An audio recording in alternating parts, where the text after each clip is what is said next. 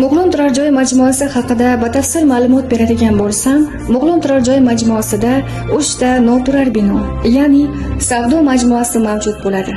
Bunda hozir katta savdo majmuamiz liftli, qulay tarzda bo'lib 5 etajdan tashkil topib, birinchi etajda zamonaviy eko-bozor qurib topshirish rejalashtirilgan. Ikkinchi, uchinchi etajlari shu xonadonimiz xaridorlarining farzandlari ta'lim olishlari uchun xususiy maktab tashkillashtirilishi rejalashtirilgan. Qolganlari esa ofis savdo majmuasi sifatida foydalaniladi. Bundan tashqari Mo'g'lon turar joy majmuasida 240 ta xonadonli turar joy, 5 qavatli turar joy majmuasi bo'ladi. Ya'ni 2 ta 4 podezli va 2 ta 1 podezli xonadonlarimiz mavjuddir. Xonadonlar to'liq xaridorlarimizga pardozlangan, tayyor holatda topshiriladi. Bundan tashqari yana afzalliklari farzandlarining o'ynashlari, dam olishlari uchun bolalar o'yingohlari mavjuddir.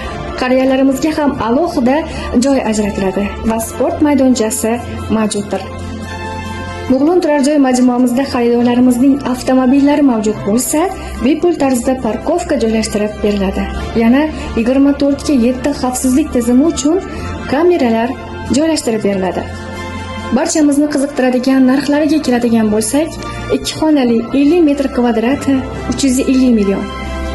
3 xonali 69 metr kvadrat kilometr 483 million. 2 xonali 61 metr kvadrat jami 427 million.